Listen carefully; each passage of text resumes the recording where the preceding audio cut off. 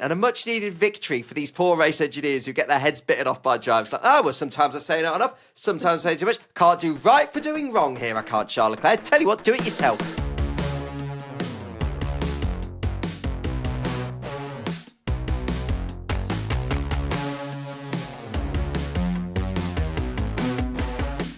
Hello everybody, welcome back to The Fast and the Curious, the Formula One podcast that previews and debriefs Grand Prix, as well as speaking to some of the biggest names in the sport. We also try our hardest to explain what on earth's going on, which we didn't always feel like we knew what was going on in this particular race, but there we are. I'm Christian Hewgill, flying solo this weekend, so a huge thank you to Matt Gallagher of Matt and Tommy fame for joining me to preview the race. Lots of people there, by the way, just enjoyed hearing Matt's story of how Matt and Tommy came to be and how P1 came to be. So well worth listening to or watching to if you missed it. Today, we will, of course, debrief the Belgian Grand Prix in the company of someone who joined us a little earlier in the season. And it's safe to say you enjoyed her company as much as I did. Angela said at the time, thank you to Molly for stepping in and helping the team out. What a star. M. Wilkins really enjoyed Molly. Sarah, Molly was so good. It's_clean. Molly was a wonderful guest, so knowledgeable and great takes. Kate, Molly is awesome. Please have her back again. Steve, oh, Molly's a delight. Have her on again. Philip, bring back Molly. And we did. Welcome back to the Times Motorsport writer Molly Hudson joining us from Spa. Molly, you got a very warm reception last time back in Monaco. Well, I hope I get intros on every podcast I ever do like that. I mean, that's great for the ego, if nothing else, isn't it? I like to big up our guest, Molly. We appreciate you coming back on. We should say right from the off, you are in Belgium, you're back at your hotel room, and you just described this to me as you're practically in the middle of a field. You're joining on your phone. I'm not at this particular race, so I've got the luxury of UK Wi-Fi. So if it's a bit chaotic, it's because Molly's in a room in the middle of a field. Yes, exactly. I'm actually in a very nice couple's house because some races are much more difficult than others in order to actually get some accommodation, which you'll know, Christian, having done a few of these things. And Yes. Spa is one of those. That's amazing. You're in actual someone's house. You also said to me at the start of the weekend that it started by having to farm your own electricity. Is that right? Yeah, so I got the Eurostar over, and then I got to Brussels Midi train station, and I thought, oh, I've got half an hour. Just charge my phone up as you do at a train station, fairly normal. No, here you have to cycle on a stationary bike in order to get some electricity to charge your phone. So, believe it or not, I didn't do that. Didn't really need to start a race weekend in that way, to be honest. There's enough stress, drama, physical activity required on a race weekend. So I gave that one a miss, but here we are. And as you may be able to hear, one of the other guests in this lovely couple's hotel has just put the kettle on. So if you can hear that in the background, that's why. I can. I think I could see them in the background as well. This is amazing. This is a first for the Fast and the Curious. Brilliant. Molly in a couple's home. I hope they're making you a tea. Anyway, right, Molly, while he's making his tea, before we dive into the weekend's talking points, let's remind ourselves of who scored points across the whole weekend. The sprint race was Max Verstappen first, Oscar Piastri second, Lando Norris third, Charles Leclerc fourth, Esteban Ocon fifth, great points for Haas, Carlos Sainz sixth, good result for him in the Williams, Behrman seventh, good points for him, and Isaac Hadjar eighth. And then, of course, the main race top 10, Oscar Piastri's sixth win of the season, a second for Lando Norris, a fifth, very impressive fifth podium of the year for Charles Leclerc, Max Verstappen fourth, George Russell struggling in his Mercedes in fifth, Albon, great points for Williams in sixth. Lewis Hamilton, a fantastic drive from the pit lane to seventh. Liam Lawson in eighth, brilliant point for him in the Racing Bulls. Gabriel Bortoletto, a second points finish of the season and second in three races in ninth. And Pierre Gasly, his second points finish in a row for Alpine in 10th. Molly, we know that Oscar Piastri won the race on the restart. I don't need to ask you where Oscar won this race. That is inevitable. Could, in your view, Lando have taken it back? Should Lando have taken it back? I think you're right. I think where Oscar won it, I don't necessarily think there was a huge amount Lando, could do there. At that specific moment, we spoke to Andrea Stella afterwards, and he said both cars had some sort of battery power issue that you might have heard Lando complaining about on the radio. So that probably slightly compromised his run into that section. But as we saw in the sprint race, where Max got past Oscar, being first into that section isn't actually a benefit. I think where Lando will be a bit annoyed is he was always chasing. That's not easy to do, especially when you're chasing someone like Oscar, who is, we know how calm he is. It's very, very hard to sort of scare Oscar. But Yeah. he did have the opportunity. I think if he hadn't have made those mistakes, we think he maybe lost about 2.5 seconds with all those mistakes combined. Had he had that, he would have been a lot closer. And then you do push Oscar into that position where you're thinking Lando's closing in, and you start second guessing yourself, and maybe you push your tyres a little bit more, because really and truly, Oscar was barely bothered in the end. I think he had a bit in reserve. There's two schools of thought on this for me. That Lando is having to push very hard on a hard tyre that probably didn't have as much of an advantage in terms of wear than a hard tyre at another race did. Actually, I think the mediums on the hards were closer than maybe a lot of people thought. So I have sympathy there that he was feeling, I've really got to push, and therefore made some mistakes. The flip side to that is what Nico Rosberg, and I think we're going to speak about Nico a lot in this podcast because he was on good form this weekend on Sky. Nico Rosberg he really was. But he made the point, well, I'm not sure a Lewis Hamilton, Nico said this, I'm not sure a Lewis Hamilton, for example, in hunting someone down, makes as many mistakes as Lando did there. I don't think I can quite work out in my mind, Molly, whether that's hard or fair. It's hard to argue with, yet also feels harsh. What do you think? I think in the context of Lando's season, even he would admit that he's made too many mistakes. It's not as though these 2 mistakes today were the only mistakes he sort of made this season. If he hadn't have made so many mistakes, perhaps he would have been leading this championship going into this weekend. So I think that is a fair point. I think Lewis of, maybe not Lewis of now, Lewis of a few years ago certainly wouldn't have made those errors. I think that is probably fair.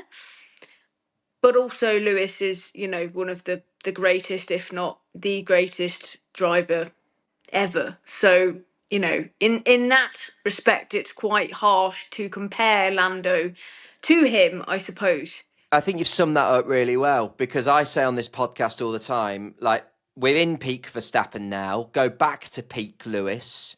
And we'll talk about Lewis still having it, but I still don't think Lewis is quite operating at full peak to what he was before.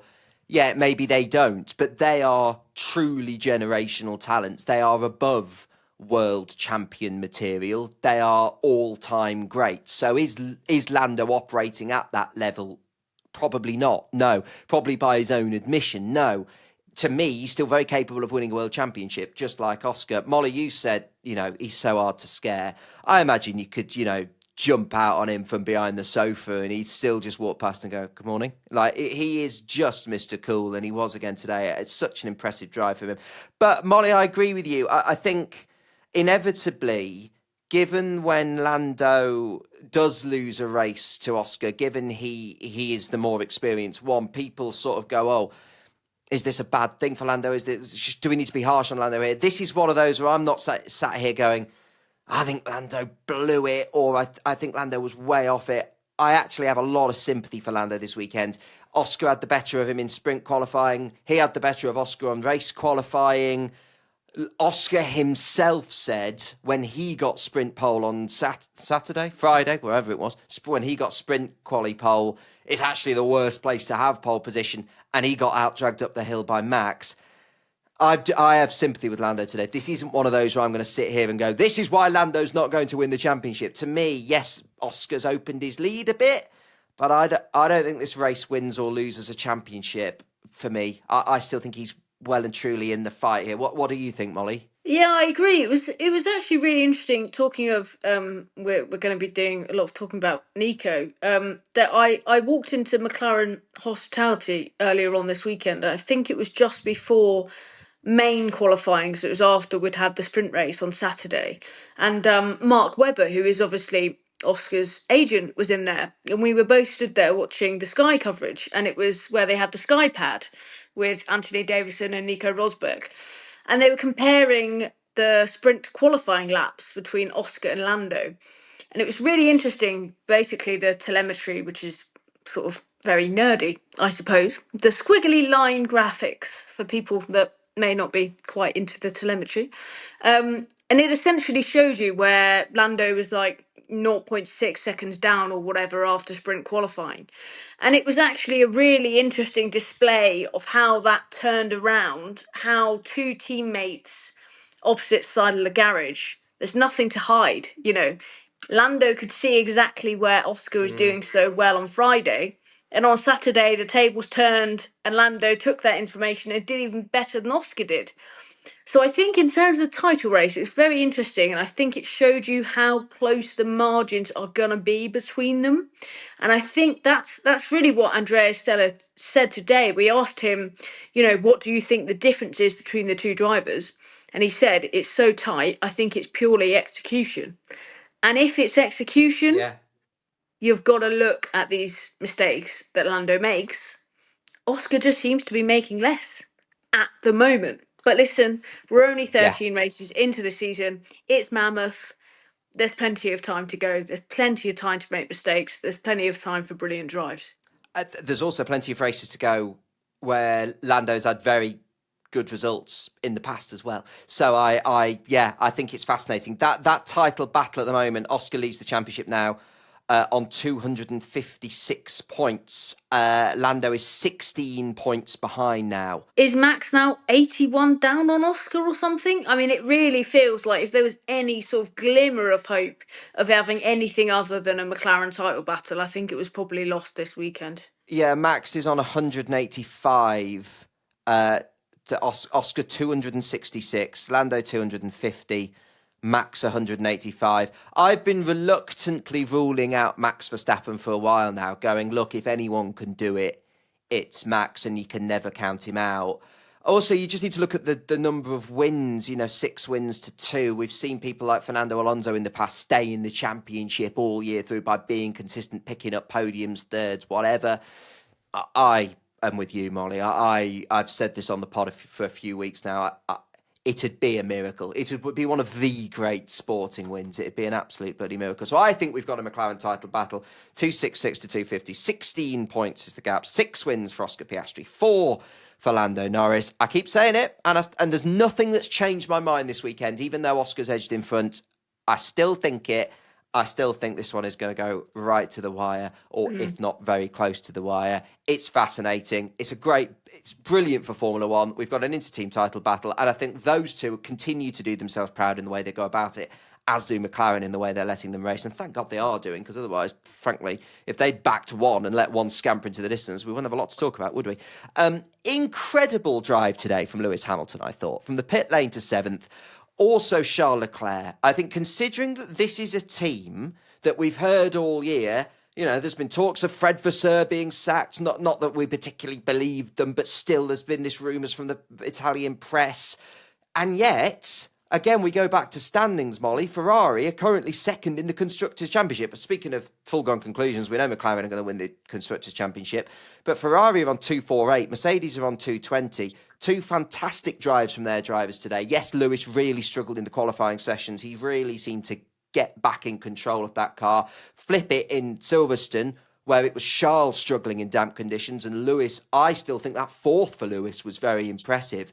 This bad season for Ferrari, well, it's not apocalyptic, is it? Firstly, everything with Ferrari always feels apocalyptic, doesn't it? If they're not Yeah, it winning, does. there is immediately a crisis. So I think that a little bit of that is just Ferrari, and Ferrari with Lewis even more so. It's tricky because I think with Ferrari they've sort of made it slightly worse for themselves for being really good at the end of last season, because Yeah, you naturally absolutely. think you naturally think you're going to carry that momentum in. I think actually that's probably been more difficult for Charles than it has Lewis. Although I'm sure Lewis was also thinking at the last few races of Mercedes, oh, this Ferrari looks quite good that I'm getting into. For Charles, I think he just had higher expectations really than the car has managed to deliver this season. Obviously, they've brought the upgrade to this race. Has it worked? It seems to have worked a bit, not hugely. I was listening to Lewis's race radio today, and there were all sorts of messages about lift and coast and not worrying about not having enough fuel. And I think they're still a little bit worried about the ride height issue, making sure they don't get disqualified at the end of races. So there's a lot going on with that car that isn't really working. But as you say, that sort of makes their result today all the more impressive. I think Charles was one of the drivers that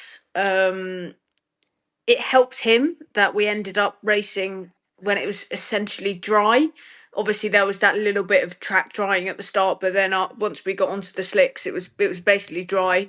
He went for a lower downforce setup, so that helped him a lot compared to like if we were racing in sort of Silverstone level of rain. I think he would have really struggled and probably gone backwards. And in turn, that helped him keep Max behind him because Max was more suited to running in the wet. So that helps a little bit. But I think today, listen, you hear Lewis and you hear Ricky, and I know that partnership is well, it's been a bit rocky, hasn't it? But it's getting there, I Oh yes. think. It's getting there. Yeah, Rocky was probably kind, but we're getting there, I think. And he just made that perfect call today. Both of them together with the Ferrari pit wall, which again has had its moments over the past few Oh yeah. seasons. But today they got it Decade. absolutely spot on. So well done to Ferrari, well done to Ricky, well done to Lewis. Everyone else followed that call. As soon as he sort of kept the Ferrari on track coming out the pit line, it was like, right, everyone else has to pit. So that was really what benefited him today. I think he was still, though, just frustrated at the errors, frustrated at what could have been, given how well he did Yes. when he was starting so far back. Yeah, and listen, at the end of a rule set, especially having been competitive at the end of last season, and even talk of pushing McLaren for that constructors' title at the end of last season, if you're Ferrari, you're upset not to be in a title fight this season. But considering they're not, and they will look at why that's not been the case and seek to fix those areas moving into the new rule set in 2026. Considering they're not, just looking through Leclerc's result this season, 1, 2, 3, 4, 5 podiums for Leclerc now. Have I got that right? 1, 2, 3, 4. Yeah, I have. And fourth places in the likes of Japan and Bahrain as well. Lewis, we know, didn't have the best starts. Real green shoots of recovery from him, despite a tricky Friday and Saturday this weekend. I think the drivers are doing very well, considering they're both saying this car is a diva to control, is an absolute nightmare to keep on the track, even in the dry sometimes. Bloody unpredictable, with one lap doing one thing, another lap doing another. I think both of those guys are doing well. And yes, Lewis frustrated with the mistakes, but he's getting used to setup changes, getting used to upgrades. I have sympathy. And I think it was just, I just think there is something really special about watching Lewis Hamilton command a car in damp conditions. He did it so well in Silverstone last season when he won. He didn't pass Nico for the podium, but we saw glimpses of it in Silverstone last weekend, 2 weekends ago, when Charles was struggling, was hit again today. It was just a little reminder of it. He has still got it. And we're talking about Ferrari. Mercedes will therefore be really disappointed that they're not capitalising and really solidifying second in the championship. George Russell made some interesting comments after the race saying he thinks they're going in the wrong direction setup-wise. Kimi Antonelli struggled, and he's really in some difficult form, Kimi. A few non-finishes, a podium aside in, what was it, Canada, he's been in real shaky form. Molly, are you concerned about Kimi Antonelli? Crofty on Sky Sports said he was convinced Kimi would ride through this and get his form back. He obviously had a really solid start to this season with fourth and sixth at the start of the year, a couple more sixth places as well. Personally, I think Kimi will be fine. I think he's had a bit of a knock. I think at this young age, it's kind of inevitable. I think he'll be fine. What do you think on Kimi, Molly? It was quite hard to watch actually after qualifying. Some of those interviews that have done the rounds on Twitter and stuff, where it certainly looks as though he's been crying or he's very upset. It's difficult because I think firstly he has shown more than enough in those first few races. He got pole for one of the sprint races, didn't he? I think it was Miami. It was Miami, yeah. He got on the podium. So I think what we've seen is the potential of Kimi. I think what we're also seeing is a very long F1 season. A lot of stuff to learn, a lot of commitments off track. You're going to have peaks and troughs, especially when you're so young. I think, and that's where it's very good that he's with Mercedes, because Mercedes, I remember speaking to Toto and Kimi, actually. I did a joint interview with them ahead of the season. And Toto was talking about how much they'd put in place. They had a team of people. For example, the lady who worked with Lewis, Rosa, who does the media with Kimi. People like that who are really experienced in F1. They're really good guiding figures. Obviously, he's got Bono in his ear, one of the most recognizable race engineers in the whole sport. So he's got a lot of experience around him. He's got a lot of people that will be helping him behind the scenes. I think that's really good. Will the Max sort of rumours have helped? Probably not, because even if it's always looked as though George and Kimi would stay there, I guess when you go through a difficult time, as Kimi has with form, it's probably in the back of your mind. But I think he'll be fine. I think he'll stay at Mercedes. I think it's just one of those things where George was actually saying after the race that for both of them, the car has got trickier to drive. And I suppose when you have a car trickier to drive, someone like George who has that experience, it's not as noticeable as it is for Kimi, who has never driven a Formula One car before, and then suddenly you get a not very nice one. It's probably not what you want. George has also got experience driving a really tough Williams car early on in his career as well. You lean on experience of driving bad cars or not as good cars. No, I completely agree with you, Molly. I think we've seen more than enough from Kimi. George said they've gone in the wrong direction. And also, just briefly, Molly, before we head into the break, a big thing me and Matt were talking about in the preview show was, by the way, I still haven't changed my mind on this. I still think it's inevitable Max is going to leave Red Bull, even if it doesn't happen next season, unless they shock everyone by being way more competitive in the new rule set.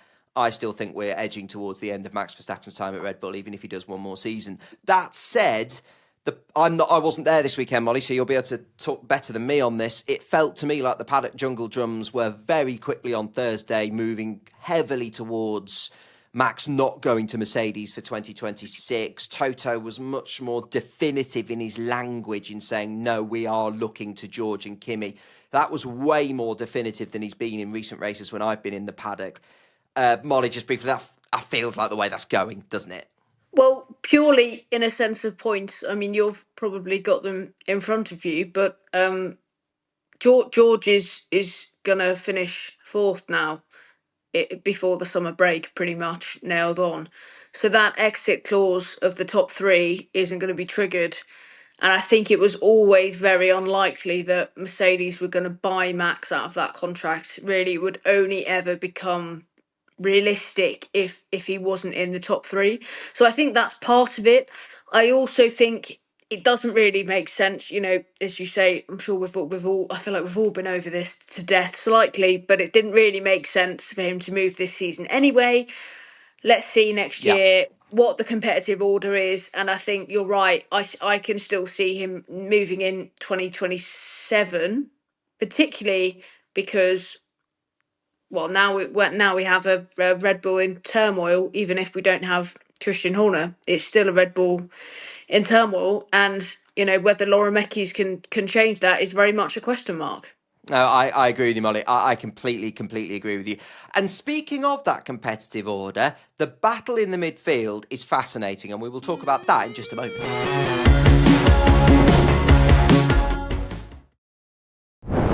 Before we get back to today's episode of The Fast and the Curious, if all of this Formula One talk has got you craving a trip to a Grand Prix, good news, we can help, or rather, our friends at Gullivers Travel can help. If you're a regular listener, you'll have heard us talk about them by now. We genuinely think these guys are absolutely brilliant at getting you to a Grand Prix and removing all faff from getting to and from a Grand Prix. There are so many different travel and ticket packages throughout the whole season, including the final race of the season at Abu Dhabi. And the way the championship's hotting up at the moment, that could be an absolute cracker. What an event to be at. I know it feels like a long way off, but trust me, there will be thousands of people trying to get to that race, so you might as well let Gullivers put in all the work for you so you can relax. If you head to their website, gulliverstravel.co.uk, you will see your whole trip laid out in front of you. You've got your 4-night hotel stays in Dubai, Abu Dhabi, or Yas Island, and that includes breakfast, something to me that is as important as the race itself. Knowing I'm going to get up and have coffee and a good breakfast waiting for me, that's important. You also get your grandstand tickets, and someone from Gullivers will be with you every step of the way to make sure the only thing you have to worry about is enjoying the Grand Prix. So a reminder of that website, gulliverstravel.co.uk. There is also a link to that website in the description of this very episode. Welcome back to The Fast and the Curious. My name is Christian Hewgill. Molly Hudson from The Times is with me. She is in Belgium. We are debriefing the Belgian Grand Prix. Molly, something that fascinates me and I think has ebbed and flowed across this sprint weekend, the battle in the midfield is brilliant. The sort of best of the rest battle, which Williams head up. I mean, Williams are fifth at the moment on 70 points. And this is the start of the season. We don't really do this much on The Fast and the Curious of going through the tables. But we're in the second half of the season now, officially, so it's the real time to start looking at it. With Williams 5th on 70, Sauber 6th on 43. The turnaround from Sauber's been fantastic. Racing Bull 7th on 41. Aston 8th on 36. I've missed someone here in my titles because I've got then 10th Alpine on 20. What have I done here? Hang on, I've done my notes. I've missed out Haas. Aston Martin 8th on 36. Haas 9th on 35. And then Alpine 10th on 20 points. So over the course of this weekend, we've had the great drive from Alex Albon today, getting points. We've had 6th for Sainz in the sprint, getting points. Liam Lawson finishing 8th in the main race, a point for Isaac Hadjar in the sprint. Bortoletto finishing 9th in the Grand Prix. Gasly scoring a point in the Alpine. Double sprint points for Haas. I think that just shows you, doesn't it, Molly, how fascinating and tight this is, that sort of everyone around there, other than Aston this weekend, have been picking up points here and there. That 5th to 10th, that could feasibly be anyone's, couldn't it? We were actually saying during qualifying on Saturday, it's quite sad almost now, because if one of those teams like Sauber gets into Q3, you're sort of not surprised, because and that's just a credit to how tight the whole field is at the moment. I think Sauber have done a fantastic job. I think it's really interesting to see how Matteo Binotto and Jonathan Wheatley have split that up. Two big characters from quite different backgrounds in a sense of the teams they were at before they went to Sauber. It's been really interesting to watch that play out, and it's really working. And Gabriel Bortoletto has been really impressive as a rookie as well. But I mean, Williams, let's not forget, this is a Williams team that took this car out of the wind tunnel literally months ago. They should be going backwards. And they have had a bit of tough times. I know Carlos Sainz has had a few issues. They've had a few sort of retirements, mainly, that have been the issue, really. Actually, when they've managed to finish, they've been there or thereabouts all the time. Yeah. And I think it's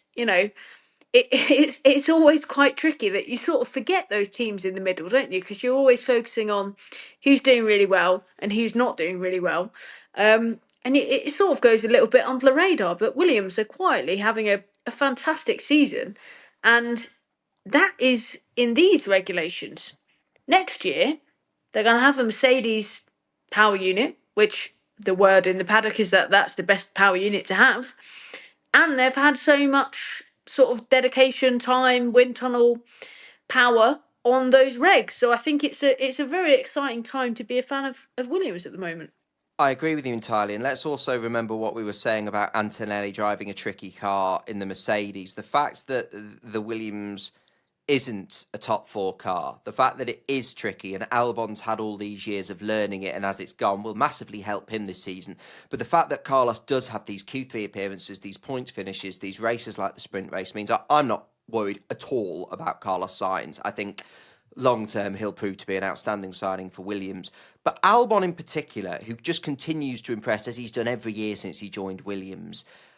Molly, I realised in doing research for this pod, when he's finished Grand Prix this season, has only not finished in the points once. He had his 3 DNFs in Spain, Canada and Austria. Aside from that, only Bahrain, where he finished 12th. Every time he's finished this season, he's finished in the points, which is mega consistency and mega in terms of not leaving points on the table, which is something Ayo Komatsu said in Haas a few times this season. He said there's been times where we've had the pace, but for whatever reason, we've left points on the table.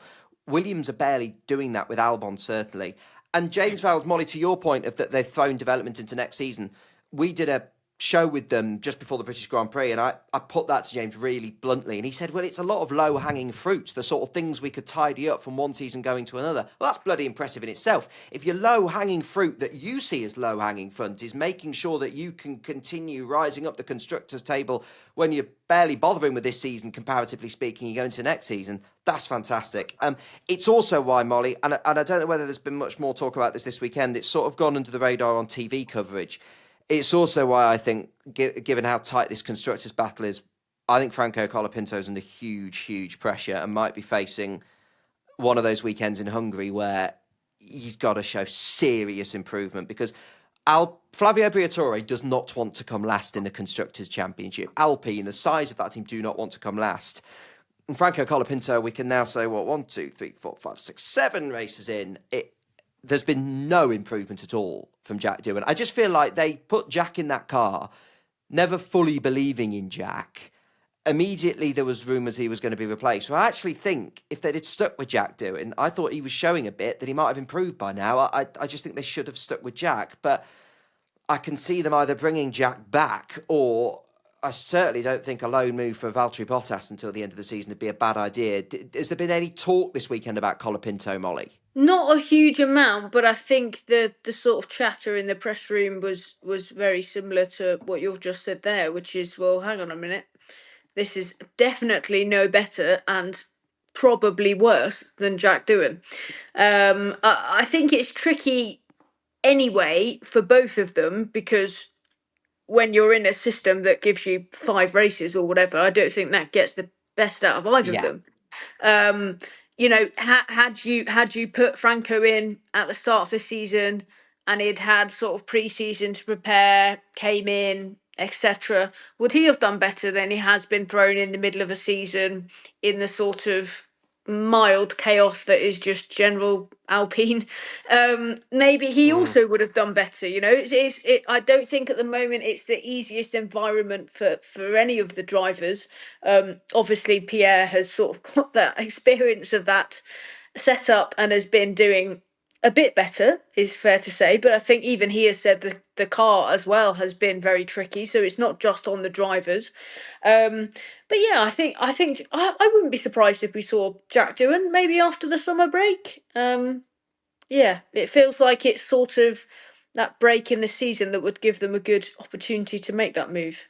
Yeah, I agree. I also think they sort of owe it to Jack Doohan, who's been very loyal to that team, has been a good ambassador for that team over the years, has really waited for his time, and then I don't think was treated particularly well. So no, I that's a change I expect to see over the summer break. And I don't take any pleasure in saying this. Franco's been on this podcast, really, really nice guy. Interviewed him a couple of times. Definitely a talent there. Molly, you make a great point. Hard for any of them to sort of foster their talent in that environment.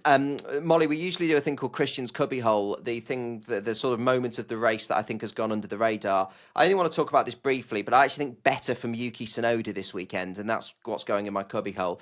Qualified P7, probably would have scored points if Red Bull hadn't pitted him for dries a lap later than they should have done. And actually, I think he probably had the pace to finish around P7, P8. He might well have been overtaken by Lewis, but given Max finished fourth, in theory, that could have been a sort of fourth and eighth for Red Bull. And I just thought that was better from Yuki. Of course, he had a different part on the floor, if I'm right in remembering that, Molly, as well this weekend. So a bit better from Yuki Tsunoda. Perhaps a change in management and a different, more arms around the shoulder approach might have helped Yuki this weekend. He got the floor, but he didn't get the floor until qualifying, so he didn't have it for sprint qualifying or the sprint race. So he got the new floor ahead of qualifying. He still doesn't have, I believe it's the front wing. He doesn't have the new spec of that, so he's still not 100% of the car that Max has. Yeah. And yes, Lauren Mecky's admitted they'd made a mistake with the pit stop. They wanted to bring him in the same lap as Max. They had everything ready. They had a pit crew in the pit lane. And then something went awry with the communication, and they didn't tell Yuki to come in until after he'd passed the pit's entry. So that, and it's a very long lap at Spa. And that sort of is what did for him in terms of points. I think, to be honest, I think more than anything, probably just knowing the time that's in that floor and psychologically knowing that he has it will have been a big part for him, especially in qualifying. I think it's not just been, the physical driving element of it. I think there has also been the sort of psychology of being Max's teammate, not having the same car as Max, having all this pressure and everything that's going on around him. So I think, yeah, there's signs of improvement there. And certainly in qualifying, he was much, much closer to Max than he has been. Yeah, absolutely. Absolutely. Nice to see a bit of a better weekend for Yuki. Right, before we go, you remember this from last time, Molly. We like to do Betty's Radio Radar. The only thing that jumped out at me on the Radio Radar was, I think, a fantastic and a sort of about time moment of a race engineer giving it back to the driver. Where on lap 39, Charles Leclerc, Brian, the famous Brian, said something to Charles Leclerc and Charles went, "Leave me alone." And then Brian came back brilliantly with sort of the energy of a sort of tired wife, of like, sometimes you say not enough, sometimes you say too much, and just sort of gave it back to Charles and sort of put Charles back in his box a little bit. And of course, Charles in the post-race interview with Jolyon Palmer said it with a smile on the face. We know it's all high intentions. But Brian's sort of bite back, I thought, was brilliant, and a much-needed victory for these poor race engineers who get their heads bitten off by drivers. Like, oh, well, sometimes I say not enough, sometimes I say too much. Can't do right for doing wrong here, I can't, Charles Leclerc. Tell you what, do it yourself. Do you know what?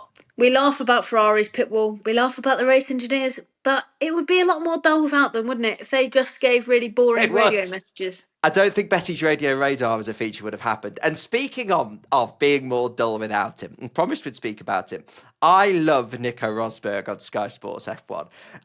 Nico Rosberg is just a brilliant thing to have happened to a Formula One. To have won the World Championship, known, I'm probably not going to be able to do that again. I'm off. All right, I'm not topping that. And therefore having the freedom to walk through the paddock and not give two about anything and just go, I'll say what I like. I'll absolutely say what I like.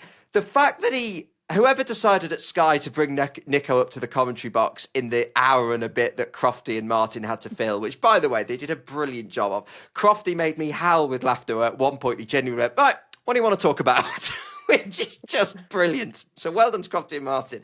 But whoever decided we're going to throw Nico in there was fantastic. Because Nico just sort of reminiscing about the old days of him and Lewis. And my favourite part of this, now, Molly, I'm aware that you normally don't get commentary in the press room. So I don't know if you heard this or not. Certainly when I've watched from the press room, there's not been commentary. I think we could have done with some commentary, to be honest. We were nearly nodding off in the hour and 20 minutes between anything actually happening. That's what we should have done. We should have had this played in the press room. Yes, it was great. And I'm sure over on the other side, Alex Jakes and Jolyon Palmer did a great job, because Jakesy and Palmer do brilliantly with this sort of thing as well. But I was watching on Sky, and Nico revealed that him and Lewis, when they were kids sharing hotel rooms in the junior series, used to wrestle in the hotel room, which I just thought was...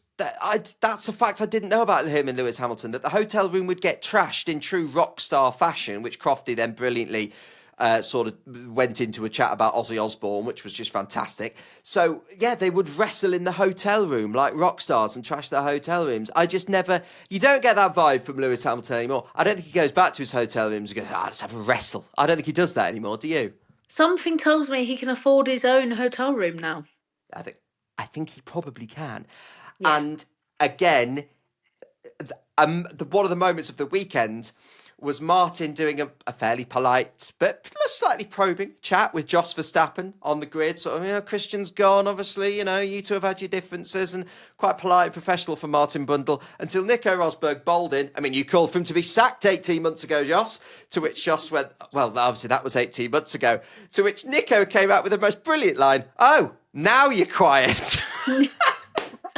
I was actually on the grid watching that occur, wishing I was listening to it. I could see this all emerged. I could see Yoss there in front of the car having a lovely time Brilliant. in the absence of Christian, and then I watched as he got ambushed by Sky Sports, and I thought that's going to be a fantastic interview, and it was. It was, because Martin doesn't give a monkeys at the best of times. If you're Martin Brundle, we're all living in his world in F1. He's, he can say what he likes. So he was fairly probing, but then Nico is next level. Like, now you're quiet. Absolutely brilliant. So, well done to Nico Rosberg. I always find him extremely entertaining on Sky Sports, and I think we should probably leave it there. Right, Molly, we've got another one in Hungary next weekend. Are you going? Are you got any?